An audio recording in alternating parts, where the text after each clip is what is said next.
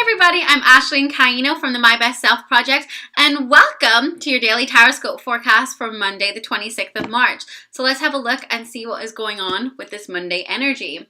So we got the 5 of air, we have the 2 of air, and the 9 of air. Okay, a lot of thinking going on today, as it feels like we've been doing that the last few days, and maybe leaning a little bit more towards the negative, trying to work some stuff out. Because this is life, everything can't be super positive, but there's ways of tackling situations and problems and getting the desired outcome. So let's have a look at these cards. The 5 of air, it says an unwise choice, learn what you can from this situation, review everyone's motives. So perhaps you're trying to make a decision today and maybe it's not the best decision. And I'm saying that just from looking at the other 2 cards here. The 2 of air is all about pretending there's no problem. It's about being unable to make a decision, being in a stalemate. Like you can see here, like the 2 horses, they both have like their horns interlocked, and it's like no one's getting anywhere. So there's a sense of like feeling stuck. And the 9 of air is saying that really you're leaning more towards the negative here. You're expecting the worst, self-fulfilling prophecies, sleepless nights. So self-fulfilling prophecy is basically you will create the outcome based on your way of thinking. So if you're going to sit there and think, oh, this isn't going to work, or such and such is going to cheat on me, like whenever you continue thinking thoughts like that, that stuff tends to happen because you manifest it, because that's where your mind is at.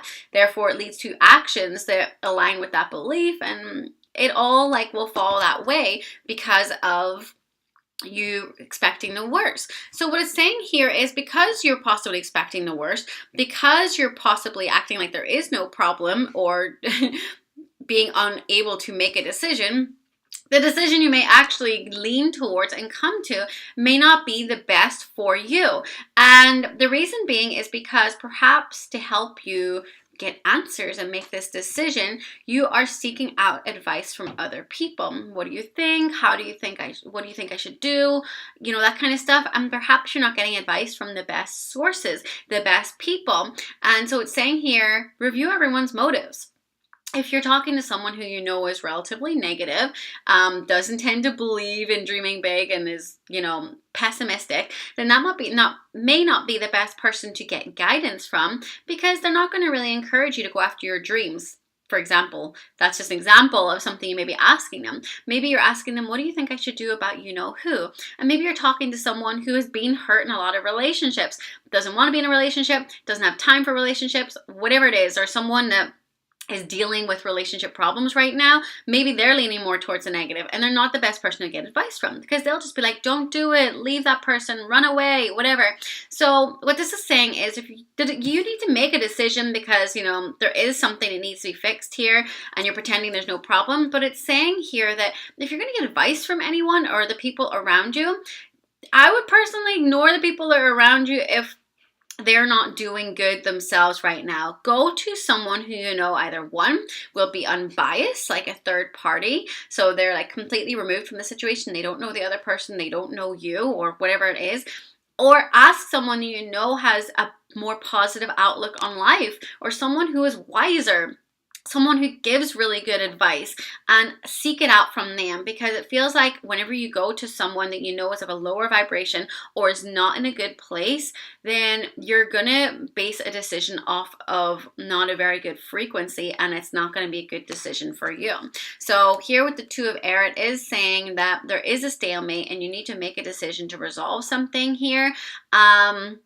You need to do it, okay? So don't be unable or unwilling to do it, and don't act like there's no problem. Make sure you seek that advice from the right people, and therefore don't be expecting the worst and don't be a self-fulfilling prophecy. This is saying expect the best. Seek out the best people you can get advice from.